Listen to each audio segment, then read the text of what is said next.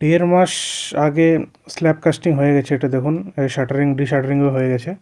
তো আমরা 1.5 মাস পরে চেক করতে আসছি। স্ল্যাব কাস্টিংয়ের সময় আমরা ছিলাম না, তো সেই জন্য এখন আসছি সাইটে। তো দেখুন কি ভুল করেছে, মারাত্মক ভুল করেছে এখানকার মিস্ত্রি অথবা ঠিকাদার। কলামের যে রডগুলো সেগুলো 50D মেনটেন করা উচিত ছিল ফিউচার এক্সটেনশনের জন্য।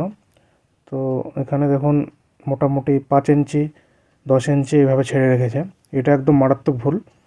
2-4 পয়সা বাঁচানোর জন্য এটা কখনোই আপনারা ভুলগুলো করবেন না। প্রত্যেকটা কলমে একই, দেখুন এখানে মোটামুটি 10 ইঞ্চি 1 ফিট মতো ছেড়েছে, আর এখানেও তাই। আর 50D কিন্তু আপনাদের মেনটেন করতে হবে। এখানে 16 mm ডায়ার রড, তো 50D মানে মোটামুটি 800 mm, 2 ফিট 8 ইঞ্চি মতো ছাড়তে হবে। তো 2-4 পয়সা বাঁচানোর জন্য এই ভুলটা আপনারা কখনোই করবেন না। মিনিমাম আপনারা 2.5 ফিট 3 ফিট করে ছেড়ে রাখুন আপনাদের ফিউচার এক্সটেনশন অর্থাৎ দোতলা করার জন্য। বিল্ডিং কনস্ট্রাকশনের এরকম নলেজ জানার জন্য বন্ধুরা আমাদের চ্যানেলটিকে অবশ্যই সাবস্ক্রাইব করে রাখুন।